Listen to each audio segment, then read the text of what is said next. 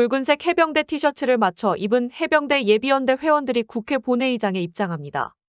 머리가 희끗한 노인부터 삭발을 한 회원까지 반신반의하는 마음으로 국회 본회의장 방청석에 자리를 잡았습니다.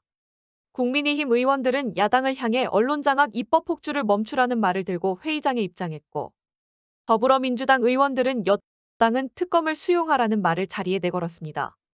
본회의에 상정된 순직 해병대원 특검법이 무기명 표결에 들어갑니다. 긴장감이 감도는 결과 발표의 순간, 야권 전체 192투표보다 2표 많은 194표가 나왔지만 재의결에 필요한 3분의 2, 200표 벽을 넘지 못하고 결국 부결됐습니다. 부결되었음을 선포합니다.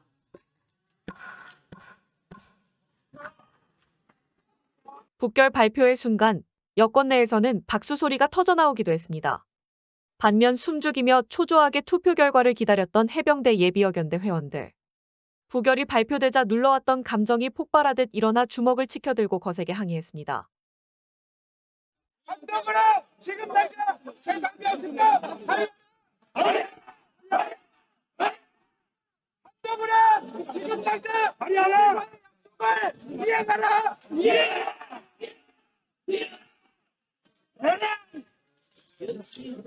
이게 국민의힘이 무엇이다. 국회 직원들이 뛰쳐나와 구호를 외치는 회원들을 제지하자 퇴장했지만 분노를 쉽게 가라앉히지 못했습니다. 너희들이 자식이 있냐?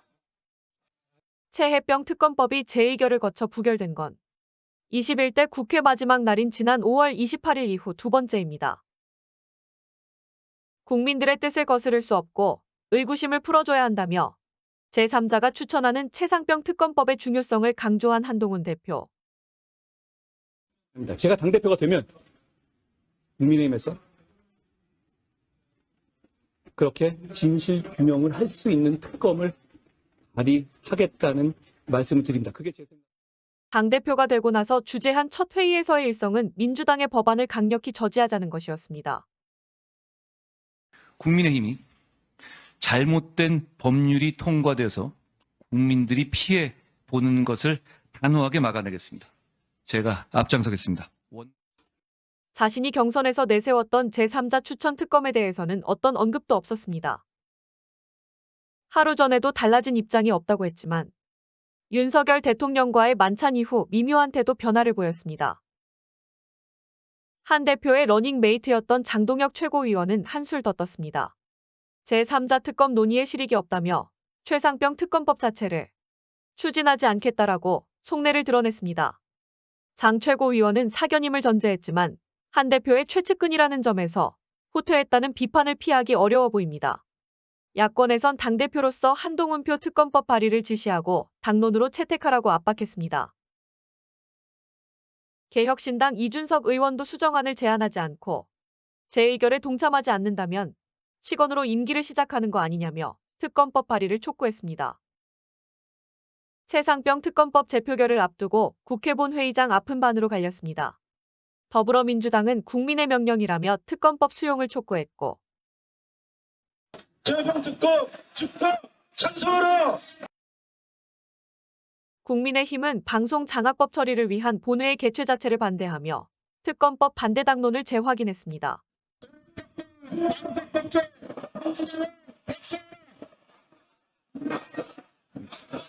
곧이어 무기명으로 진행된 재표결. 부결되었음을 선포합니다. 개혁신당 원내대표를 뺀 야권 의원이 191명이라는 걸 감안하면 국민의힘에선 3명의 의원만이 찬성한 것으로 추산됩니다. 첫 표결 때부터 찬성 입장을 밝혀온 안철수 의원 이외에 국민의힘 안에서 누가 당론 대신 찬성표를 던졌는지는 확인되지 않습니다. 국민의힘은 결속이 깨진 건 아니라며 부결에 의미를 두었습니다. 위헌적 요소가 많은 문제가 많은 법이라고 저희들이 평가를 했고, 그리고 그 부당함을 우리 의원들이 확인하고 그래서 부결을 시켰다.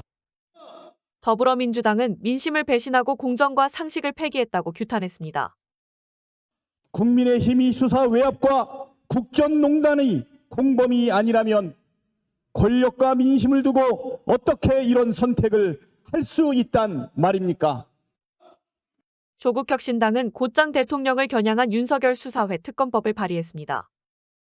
대통령이 윤석열 특검법을 거부하면 자신에 대한 수사를 방해하는 사법 방해가 됩니다. 굳은 표정으로 재표결을 지켜본 해병대 예비역 연대도 거칠게 항의했습니다. 한동훈아 지금 당장 최상병 특검 발의.